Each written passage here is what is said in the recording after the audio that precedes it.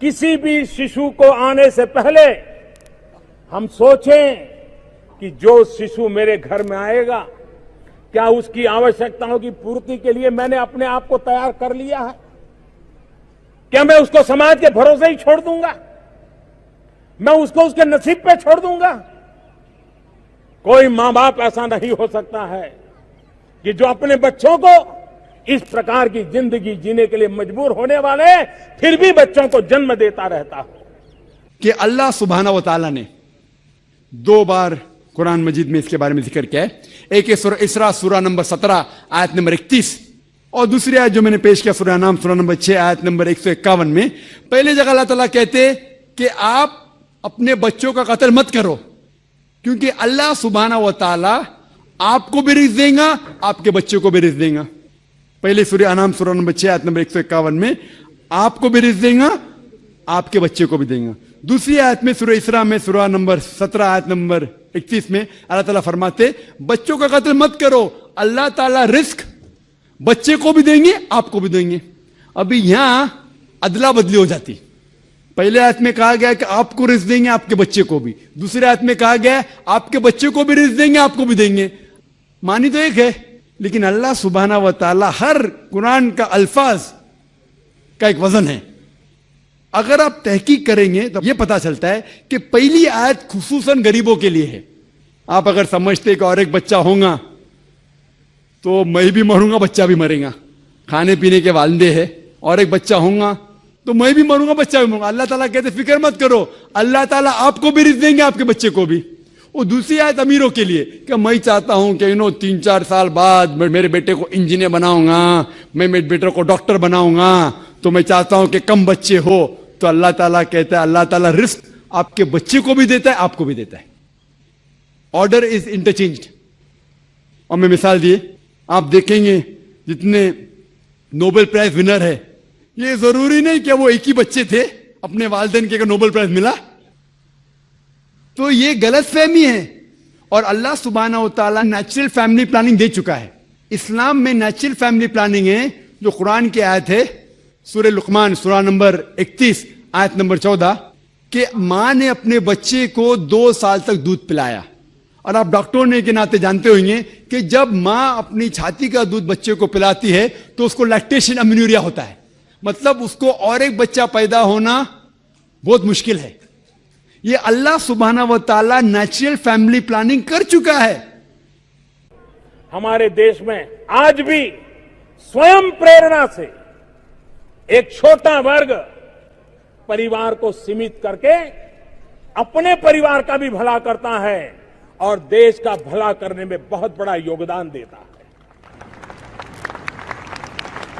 ये आप देखेंगे, ये सिर्फ हिंदुस्तान में जो पॉपुलेशन प्रॉब्लम है, बाकी मुमालिक में पॉपुलेशन इज अ बून। आप अमेरिका में जाएंगे, जितने ज्यादा बच्चे आपके पास है उतना कम टैक्स आपको देने का। पता है आपको, यंग छोटे छोटे बच्चे पहनते हैं I am my father's tax saver, मैं मेरे वालिद की टैक्स की बचत करता हूं। जितने ज्यादा बच्चे उतना कम टैक्स। आप ऑस्ट्रेलिया में जाओ, जितने ज्यादा बच्चे उतनी पैसे गवर्नमेंट देती है आपको हर साल, 10,000 15,000 20,000, जितने ज्यादा बच्चे उतने पैसे गवर्नमेंट देती है। क्यों? Population is a boon, it is not a Ben. Population जितने ज्यादा लोग उतना फायदा। आप समझ रहे? और धरती का सिर्फ 30% इस्तेमाल होता है, 70% of the land is not being utilised. तो पॉपुलेशन अगर डबल ट्रिपल भी होगी तो भी कोई नुकसान नहीं। वो प्रॉब्लम है गवर्नमेंट के पास कि गवर्नमेंट को इंसान को सही तरीके से इस्तेमाल करने नहीं आता है। तो हम कहते हैं हम दो हमारे दो, एक के बाद अभी नहीं, 2 के बाद कभी नहीं।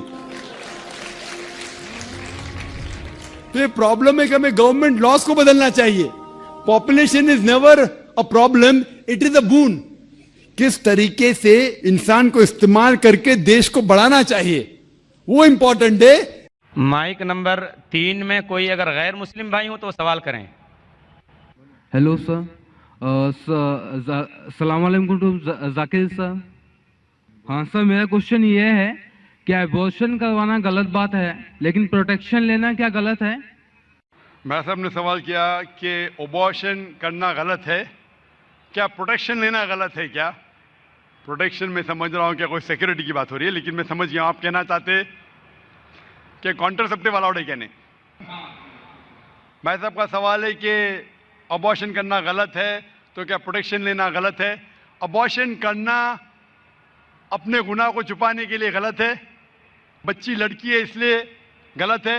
लेकिन अगर वालदा की जान खतरे में है और डॉक्टर कहते हैं कि अगर हम अबॉर्शन नहीं करेंगे तो वालदा की जान जा सकती है, तो उस वक्त अबॉर्शन करने की इजाजत है, क्योंकि इस्लाम में let a small loss take place to prevent a big loss, छोटा नुकसान उठाने की इजाजत है बड़े नुकसान को रोकने के लिए। तो छोटा नुकसान है कि बच्चे की जान जा रही है, बड़ा नुकसान है कि वालदा की जान जा रही है। तो अगर वालदा की जान खतरे में, उस वक्त ही अबॉर्शन की इजाजत है।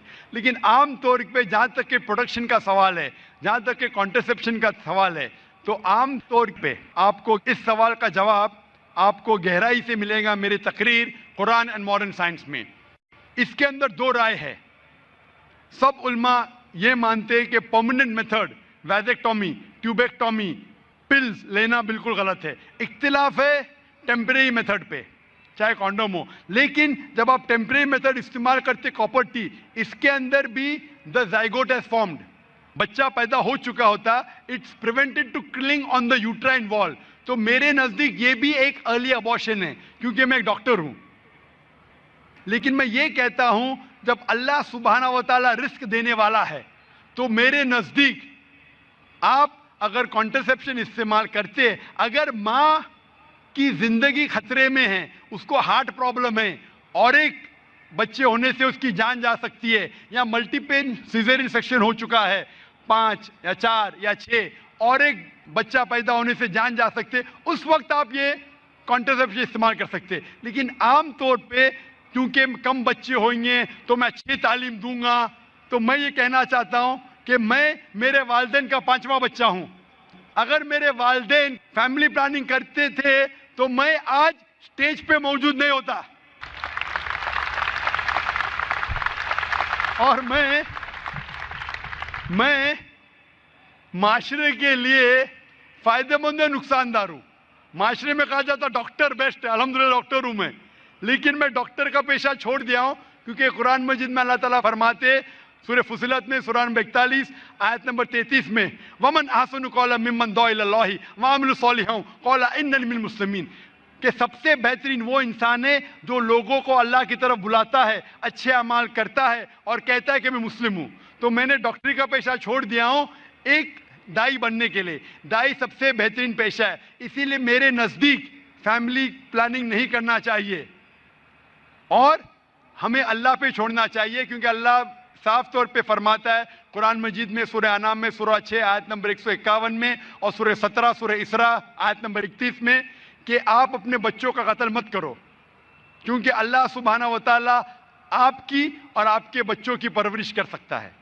और गहराई से जवाब चाहने के लिए आप मेरी तकरीर देखिए कुरान एंड मॉडर्न साइंस, उसमें आपको पूरा मुकम्मल जवाब मिलेगा। Hope that answers the question. जी, माइक नंबर 1 से भाई सवाल कीजिए। जाकिर भाई, why is IIS so much limited and restricted? IIS, why is it so much restricted and limited? भाई साहब आपका नाम क्या है? वसीम भंडारी। शेख फैजुर रहमान ने कहा था कि पहले मौका दीजिए गैर मुसलमानों को। जाकिर भाई, इसीलिए मैं अपना नाम इसीलिए मैं अपना नाम नहीं बता रहा था, ये बिल्कुल गलत बात है। आप मेहमान नवाजी के चक्कर में हम घर वालों को भूखा पैसा रख रहे हो। नहीं भाई, आप जब भी कोई डॉक्टर के पास आता है, जाकिर भाई हम लोगों को हेडेक नहीं, अभी ब्रेन हेमरेज हो गया मुसलमानों को, अब ये हेडेक का सवाल नहीं है। सुनिए, एक डॉक्टर के पास डॉक्टर चाहेगा कि छोटी कट है, छोटी बीमारी है उसका भी इलाज करे, हार्ट अटैक है उसका भी इलाज करे। लेकिन 2 शख्स आते, एक को हार्ट अटैक है, एक को जुकाम है। अरे भाई साहब मुझे जुकाम है, जुकाम वाला कुछ नहीं होगा, हार्ट अटैक वाले को देखूंगा मैं, हार्ट अटैक वाले को नहीं देखूंगा तो मर जाएगा। आपको अल्लाह ने हिदायत दी है, इसीलिए शेख फैजुर रहमान ने जैसे फरमाया है कि आप पहला मौका दीजिए हमारे गैर मुसलमान भाइयों के लिए, गैर मुसलमान बहनों को। अगर इस कतार में कोई गैर मुस्लिम है